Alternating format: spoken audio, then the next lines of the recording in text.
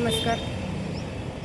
तर तुमच्या सगळ्यांचाच एक प्रश्न आहे की इतके सारे मेसेज आलेत की काय विचारायला नको की ताई तुम्ही नेमकं कोणत्या हॉस्पिटलमध्ये सांगा, गुजरातमध्ये कोणत्या हॉस्पिटलमध्ये आहात.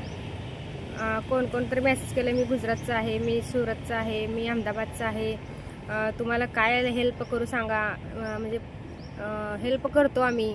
असे खूप सारे मेसेज आहेत आणि खूप जण म्हणजे असं हेल्प करण्यासाठी खूप जण तयार आहेत.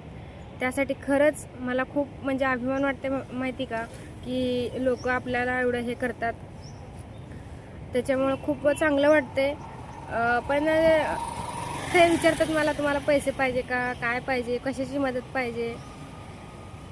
तर मला त्यांना एकच सांगायचं आहे बरं का, मला पैशाची वगैरे काही गरज नाही आहे सध्या तरी.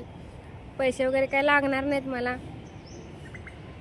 आणि कुठल्याच गोष्टीची सध्या तरी गरज नाही आहे. पण ज्यावेळेस गरज पडेल त्यावेळेस मी नक्कीच सांगेन. पण तुम्ही सर्वजण एवढं विचारत आहे त्यामुळं म्हटलं की व्हिडिओज बनवून टाकावा. कारण ह्याच्यावरती इंस्टावरती एवढा मोठा व्हिडिओ हे होत नाही ना, त्याच्यामुळे यूट्यूबला टाकावं म्हटलं.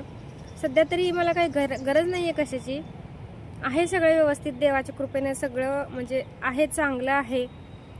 पेशंटची तब्येत तर आहे क्रिटिकल, तुम्हाला माहीतच आहे. ऑपरेशन परवा दिवशीच झाले, आज 3रा दिवस आहे. अजून पण थोडीशी कंडिशन क्रिटिकलच आहे. डॉक्टरांनी सांगितलंय थोडं आज परत एकदा ओटीमध्ये घेणार आहेत. म्हणजे थोडंसं पायाला ऑपरेशन जिथं झालं ना तिथं असं चिघळल्यासारखं झालं आहे थोडं, आणि टेम्परेचर पण आहे. त्याच्यामुळंच त्यांना वाटतं की म्हणजे कंडिशन अजून पण नॉर्मल नाही याच पेशंटची. रात्रीच डॉक्टरांनी सगळं परत एकदा व्यवस्थित समजावून सांगितलं आहे. माहीत आहे आम्हाला पण सगळ्या गोष्टी सिरियस आहेत, पण आता हातात काय नाही आहे आपल्या. जेवढा प्रयत्न आहे तेवढं तर मी करत आहे.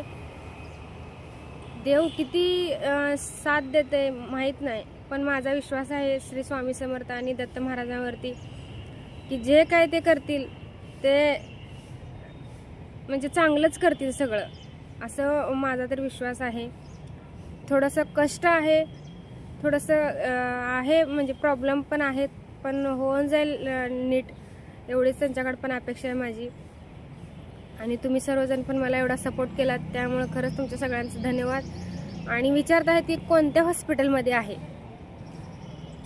तर मी म्हणजे असं नाही सांगू शकत ना आता कोणत्या हॉस्पिटलमध्ये आहे. सांगितलं तर कसं उगाच नको, म्हणजे दुसऱ्यांना पण ताप कशाला उगाच आपल्यामुळे त्यांनी इथे येणार, काय मदत पाहिजे का म्हणणार. त्यापेक्षा नको, आपल्यामुळे दुसऱ्याला त्रास नाही झाला पाहिजे कधीच. त्याच्यामुळं सांगत नाही. दुसरं काय गोष्ट म्हणजे विषय नाही आहे बरं का न सांगण्यासारखा, असं काही नाही आहे. कारण कुणालाही आपल्यामुळं त्रास नाही झाला पाहिजे, बरोबर आहे ना. त्याच्यामुळं सांगत नाही आहे. आणि मदतीचा विषय तर मी तुम्हाला सांगितलंच आहे की असं काय सध्या तरी नाही आहे, चांगलं आहे देवाच्या कृपेने सगळं. पेशंटचंच थोडं अवघड वाटतंय, पण आता होईल हळूहळू कवर. बघू आता काय होतंय. आज घेणार आहेत ओटीमध्ये घेतल्यानंतर ड्रेसिंग केल्यानंतर अजून थोडं कळलं की काय झालं, ऑपरेशनचं काय झालं काय नाही. कारण ते काय झालं तर टेम्परेचर आलं ना नंतर नका, परवा दिवशी संध्याकाळी, दुसऱ्या दिवशी ऑपरेशन झाल्यानंतर दुसऱ्या दिवशी त्यांना ताप वगैरे आला, जास्त ताप वगैरे आला. आणि त्याच्या दुसऱ्या दिवशी म्हणजे रात्रीपासून पायावरती फोडं वगैरे आले. तर त्याच्यामुळे जरा डॉक्टरांना पण थोडंसं हे वाटलं. त्यांनी मला त्यामुळं रात्री म्हणजे सांगितले, सगळ्या गोष्टी क्लिअर केल्यात त्यांनी. तर आज ओटीमधून आल्यानंतर अजून थोडं कळलं काय काय झाले ते. तर मी तुम्हाला सांगेनच नक्की. आणि परत एकदा तुमच्या सगळ्यांचं खरंच मनापासून धन्यवाद की तुम्ही सर्वजण मला इतकं विचारलात, इतकं सपोर्ट केलात की काय विचारायला नको. माणसाला पैशानं आधार देण्यापेक्षा जे बोलणं असते ना तेच मनाला धीर देत असतं बरं का. एक माणसाकडे एक शक्ती येत असते की कोणीतरी बोलले आपल्याला चांगलं बाबा, आणि तेवढंच मनाला शांती वाटते की चांगलं वाटतं आहे कोणीतरी विचारणारं करणारं. त्याच्यामुळं खरंच तुमच्या सगळ्यांचं मनापासून धन्यवाद.